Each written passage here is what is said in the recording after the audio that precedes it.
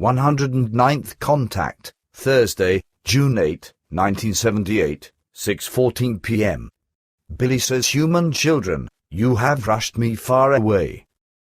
Semjase says it had to be, unfortunately. You see, today, the military is in the wide surroundings. Billy says these birds have somehow been maneuvering already for days. Quetzal says we will let you back down to earth even further away. Look, over there.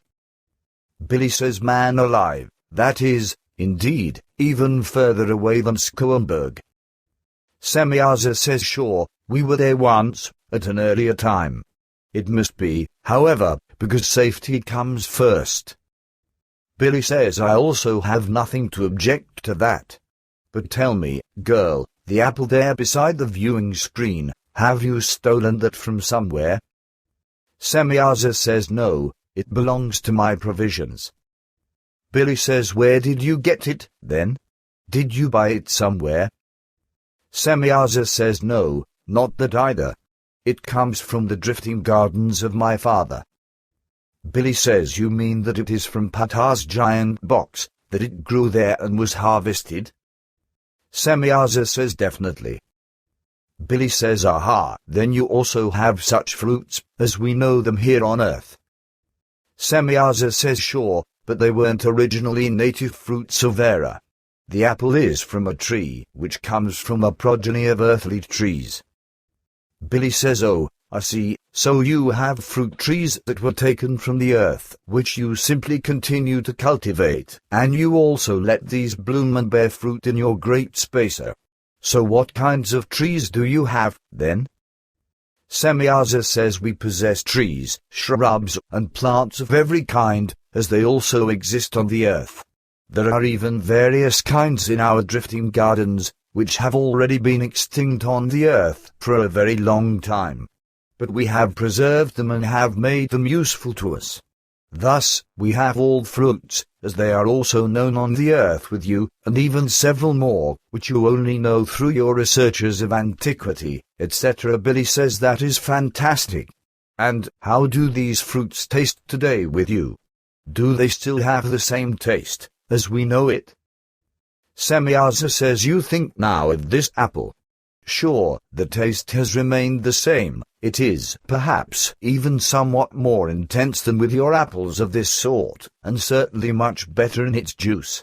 But all the other fruit trees from the earth also bear fruits with the tastes or flavors known to you. It's just that these, as I've already explained, have become somewhat more intense, since our robots and androids maintaining the trees work on these very attentively and also have great concern for them, as this happens with all plants cultivated by them.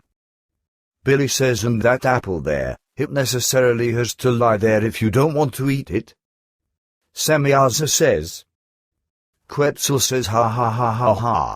Ha ha ha ha. You don't understand him, but I do. Even very well. Semjase says, I? Billy says, I mean, is it absolutely necessary that this apple lies there so lonely and isn't eaten? It looks so nice and, thus, appetizing. Semjase says, I want to eat it, yes, but only later, when I might be hung. Ah, I understand. Of course, sure, you can have it. Just eat it, if you feel like it. Oh, how silly of me. Billy says, only half as bad, girl, but I really was alluding to that. But I wouldn't like to eat it right now, but maybe once I'm on the way home again. Until then, I could probably cope with an apple. Semjase says, sure, it should be yours. Billy took the large apple and brought it home with him, where he handed it over to Guido Musbruger, who then inserted the apple into a glass of alcohol and made it durable in this manner. The apple still exists today and is still in the same glass under the care of Guido. Translators note this apple appears in the movie The Silent Revolution of Truth. www.scubly.com web link. Billy says, thanks, girl. But now, look here, may I read this to you? Semjase says, what does it concern, then? Billy says a small excerpt from a book written by a man by the name of Martin Buber. Semjase says, then you better turn with the to Quetzal or to my father. If you want, can I establish a connection with him? Billy says gladly, if Quetzal is also involved then. It may, in fact, be very interesting to see what the two have to say to this. Quetzal says why? Billy says it concerns something specific. Quetzal says, what do you think about the writings of Martin Buber and about his mind games? Billy says, actually, I think that he reveals a philosophy that is often very wise, but which, in turn, operates completely unrealistically and even brings about dangerous errors. Quetzal says that is correct. Semjase says the connection to father is established. Patar says, you wish to speak to me, what does it concern, then? Billy says, I have a matter of concern, Patar. Here, this note. On it, there's an excerpt from Martin Buber, whose literature you evidently know all about, as Semjase told me just now. Patar says that is of correctness. Let's hear what you have. Billy says this concerns an extract from Images of Good and Evil, and it says because the human being is the only known living organism in which, to some extent, the category of possibility has embodied itself and whose reality is incessantly shrouded by possibilities, he needs, as the only one among all, confirmation. Each animal is established in being what it is, its modifications are predetermined for it, and when one changes itself into a caterpillar or into a pupa, its change is also a limit. All of this together is what it is, and thus, no confirmation can be necessary for it. So it would be an absurdity if someone said to it, or if it said to itself, you may be what you are. The human being, as a human, is a risky venture of life, undetermined and fragile, and therefore, he needs confirmation, and he can naturally only receive this as an individual human being by others and he himself confirming him in his being human.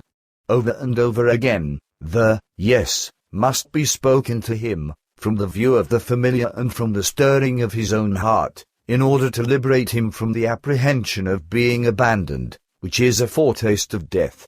If need be, one can do without confirmation from others if one's own self increases in such a way that he makes the supplements from others unnecessary. But not vice versa. The words of encouragement of others aren't sufficient if one's self-knowledge dictates the internal rejection, for self-knowledge is unquestionably more independent. Patar says, why have you brought up this erroneous and dangerous excerpt? Billy says, because I also find it erroneous and incorrect. Patar says, and what do you think about it? Billy says, I wanted to hear your opinion. Patar says, I also won't withhold it from you, but I wonder what your thoughts are on this excerpt. Billy says, then you should hear my opinion. I think that Martin Buber has actually brought forth very useful philosophical things, but that with these very serious negative values appear, which are nicely and dangerously woven into the good and lawfully right facts. But now, this excerpt, which was brought to me by someone, and one also underlined this sentence here, appears to me to be such an unrealistic view that I wanted to bring it up with Semjase. I do think that the assertion is very wrong and dangerous, and to be sure, in reference to the modifications of animals compared to human beings. As I was taught, the modification does apply in relation to the animal, and thus also in relation to the change of its limit, but only in a relative sense, for an evolutionary change in the form of an adaptive change is also given with the animal. The change or limit is, thus, only set in the current course, but not in the future course. Diverting this fact toward human beings in a contrary to right sense seems so absurd and dangerous to me that I would like to have this excerpt be cleared up and clarified by you. I also think, in reference to this depiction, that humans are a risky venture of life, that it is quite malicious and injurious to creational law, that something like this can only ever be claimed, and Quetzal says with that, you make a very clear and truthful statement. Billy says, where was I? Oh yes, what I still wanted to say for what is then said further, regarding the continual confirmation, the being abandoned, which should be a foretaste of death, etc., I have the view that this is even complete nonsense.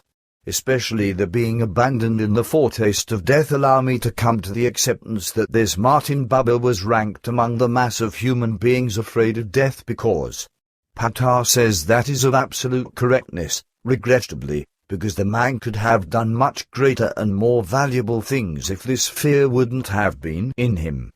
But I interrupted you. Continue to state your remarks.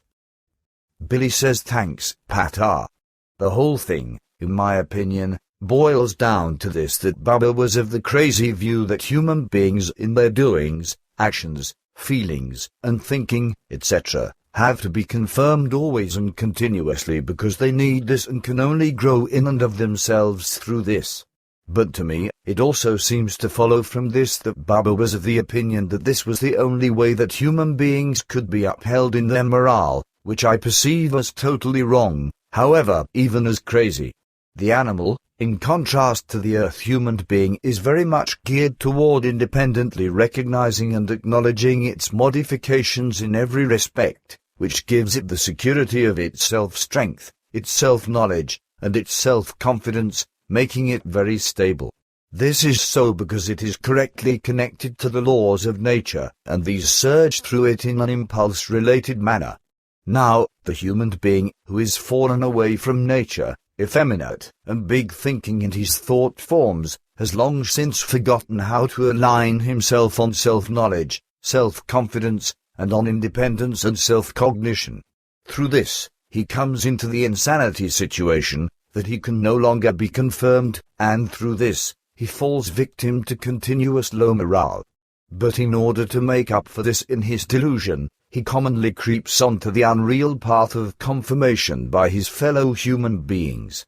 This means that he becomes of the delusion that he must be confirmed by a constant, yes, from the view of the familiar and the stirring of his own heart, as Buber says really idiotically, allegedly in order to be freed from the apprehension of being abandoned, which should allegedly be a foretaste of death. Now, I really ask myself, how poor in truth a human being must be in himself, if he thinks and writes in this manner, whereby I cannot understand the whole thing, because Martin Buber, on the other hand, brought forth rather real, philosophical truth. Confirmation by others, this is just crazy and nothing but adulation, and this is only needed by human beings who still can't find any healthy self-confirmation or their self-knowledge, their self-strength, or their self-recognition. Just because of this, so I imagine, they must start to reap praise, in order to find confirmation through this. If they don't receive this confirmation, however, then their morale sinks away abysmally, they feel pushed away, ignored, and neglected. In addition to this, they increase in ideas and feelings that are absolutely foreign to the truth and to reality, until, slowly but surely, a mania develops from it, which ultimately expresses itself in an almost hopeless fantasy that things actually are as they believe them to be. Already within a very short time, they cannot notice and cannot recognize any more that, as a rule, no change has been made by fellow human beings or has occurred with respect to the treatment, thinking, and actions toward them. They simply aren't able to recognize this anymore because they are no longer able to grasp the facts and the truth in their confirmation craze. Because of this, they cry out for praise. But if they have the power of a healthy self-confirmation in the lawful sense, then they themselves would know at any time whether what they did, thought, or undertook was and is of a right form and right measure, or whether it exhibits deficiencies, after which they could then act in this or that case, accordingly in self-cognition.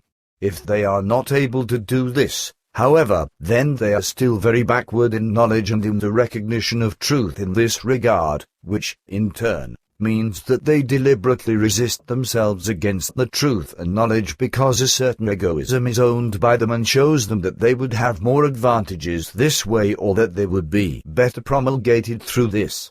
That is my view, Patar, but now, I would like to hear your opinion on this, as well as that of Quetzal and Semjase. Patar says I have nothing to add to your statements. Any further word would be superfluous because I wouldn't even have been able to explain